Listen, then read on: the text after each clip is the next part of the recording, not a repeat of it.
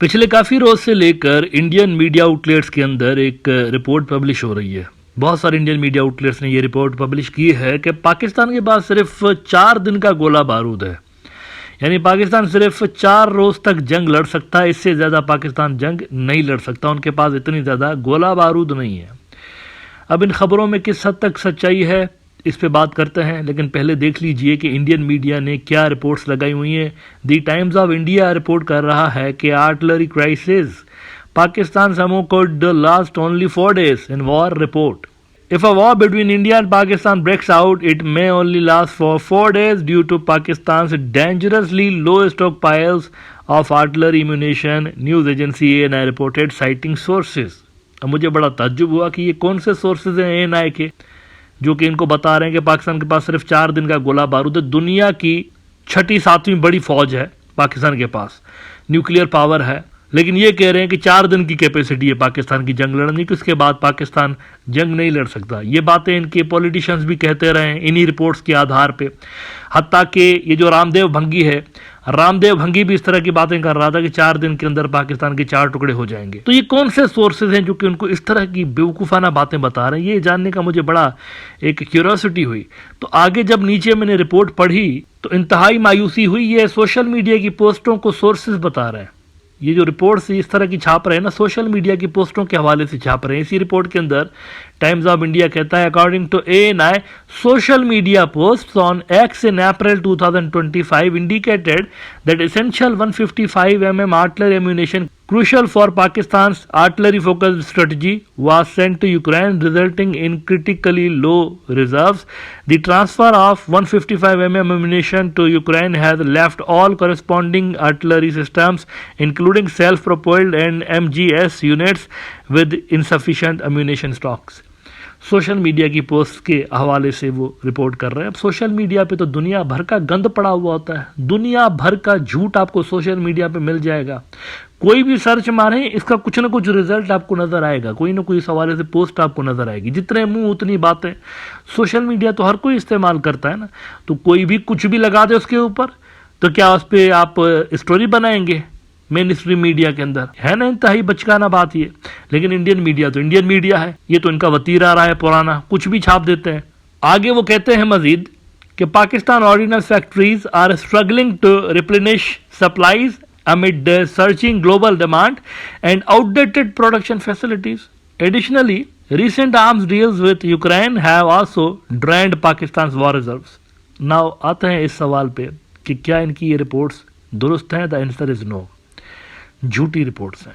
पाकिस्तान के पास इतना असलहा है, इतना गोला बारूद है, खुद बनाते हैं, अपनी फैक्ट्रीज के अंदर बनाते हैं। पाकिस्तानी बाहर से इतना खरीदते नहीं है, खुद ही बनाते हैं। इतना ज़्यादा है कि ये एक्सपोर्ट भी कर रहे होते हैं। यूक्रेन को एक्सपोर्ट किया पाकिस्तान ने, ये खुद बोल रहे हैं। एक्सपोर्ट करते हैं, एक्सपोर्ट। कोई चीज़ आप एक्सपोर्ट कब करते हैं? जब आपके पास आपकी ज़रूरत से बहुत ज़्यादा होता है, तब एक्सपोर्ट करते हैं ना। तो ये 4 दिन की बोंगी किसने मारी है? जो मुल्क इतना असलहा बना सकता है कि वो एक्सपोर्ट करे दूसरे मुल्कों को, क्या वो 4 दिन का गोला बारूद रखेगा अपने पास? और वो भी तब जब उसको इंडिया जैसे दुश्मन का सामना करना पड़ रहा हो। तो क्या वो 4 दिन का रखेगा गोला बारूद? ये बेवकूफ़ाना बातें हैं, सिर्फ इसमें कुछ भी नहीं है। नाउ पाकिस्तान का जो डिफेंस मिनिस्टर है ख्वाजा आसिफ, उन्होंने ऐसी बात की है जिसको इंडियंस को संजीदगी से सोचना चाहिए। ये जो इंडिया के मिलिट्री एक्सपर्ट्स हैं, ये जो 4-4 दिनों की थ्योरी लगा रहे हैं, उन्होंने कहा हमारे पास इतना असलहा है। ख्वाजा आसिफ कहता है, पाकिस्तान का डिफेंस मिनिस्टर, कि हम दूसरे मुल्कों को एक्सपोर्ट तो करते रहें, लेकिन हमारे अपने पास इतना असलहा है। ये डिफेंस मिनिस्टर के वर्ड्स हैं नाजरीन।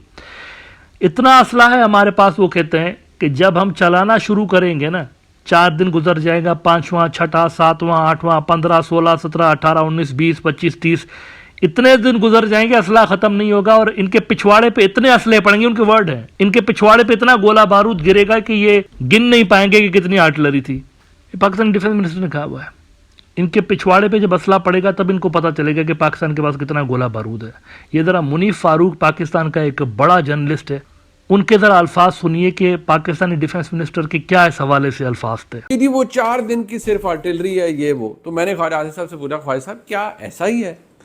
तो जो वज़ीर दिफा है उन्होंने कहा है कि पाकिस्तान के पास इतना असला और बारूद है, इतना बारूद है और ये जो आर्टिलरी है ये इतनी है कि जब अगर खुदा न खास्ता जंग हो जाती है तो फिर 10वें दिन, 15वें दिन, 20वें दिन भारतीय अपनी तशरीफ़ें सीखते रहेंगे तो उन्हें पता लग जाएगा कि पाकिस्तान कितना वेल इक्विप्ड है और पाकिस्तान के पास कितना अर्सा है। उन्होंने कहा इतने गोले पड़ेंगे उनकी तशरीफ़ों पे कि उन्हें लग समझ जाएगी। बकौल उनके कहा कि जब उसको टकोर करेंगे अपने ज़ख्मों की तो उन्हें पता लग जाएगा कि पाकिस्तान के पास कितनी आर्टिलरी है।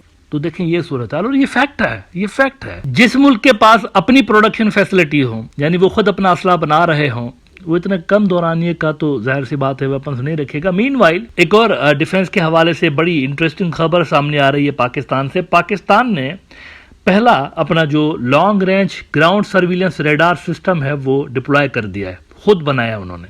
पाकिस्तान की डिफेंस कैपेबिलिटीज इंडिया की सोच से कहीं आगे हैं। इंडिया की जो मिलिट्री है वो तो मोस्टली इंपोर्ट ओरिएंटेड है ना, छोटी छोटी चीजें भी बाहर से मंगवा रहे होते हैं, लेकिन यहाँ पर ऐसा नहीं है। यहाँ पर स्टेट ऑफ द आर्ट किस्म का एक मिलिट्री इंडस्ट्रियल कॉम्प्लेक्स बना हुआ है पाकिस्तान का अपना। दुनिया न्यूज खबर लगा रहा है, Pakistan unveils first long range ground surveillance radar AM3505। आधा घंटा चाहिए होता है इसको रेडी होने में, सिर्फ आधा घंटा। ऑपरेशनल स्टेट में इसको लेकर आने के लिए सिर्फ आधा घंटा और सिर्फ 400 वाट का पावर चाहिए इसको। वो कहते हैं कि jointly developed by the national radio and telecommunication cooperation NRTC and Blue Surge, the AM3505 can track enemy movements up to 350 kilometers away and detect aircraft flying at altitudes as high as 60,000 feet. इसका मतलब है कि ये काफ़ी technologically advance किस्म का system Pakistan ने deploy किया। 60,000 फीट पे उड़ते हुए किसी चीज़ को डिटेक्ट करना, it's not a joke. The radar system can also identify friend and foe equipment including artillery, tanks and aircraft up to 450 kilometers. Equipped with advanced anti-jamming technology. Detection भी है इसके अंदर, जैम भी कर सकते हैं। Equipped with advanced anti-jamming technology, the radar functions effectively under harsh weather conditions including fog, rain and storms. It can be made operational within just 30 minutes and requires only 400 watts of power. तो पाकिस्तान की जो defence capabilities है ना, ये जो आप India की फिल्मों में देख रहे होते हैं, फटीचर किस्म की टैंक कोई पाकिस्तानी फौजी लेकर आ रहा होता है, उधर से state of the art India का जहाज़ आ रहा होता है, पाकिस्तान की डिफेंस कैपेबिलिटीज़ रियल में ऐसी नहीं है। It is far superior than India. आप देखिए आपका रफ़ाइल डिटेक्ट हो रहा है, सबसे जो टॉप का जहाज़ है इंडिया का रफ़ाइल है, वो डिटेक्ट हुआ है।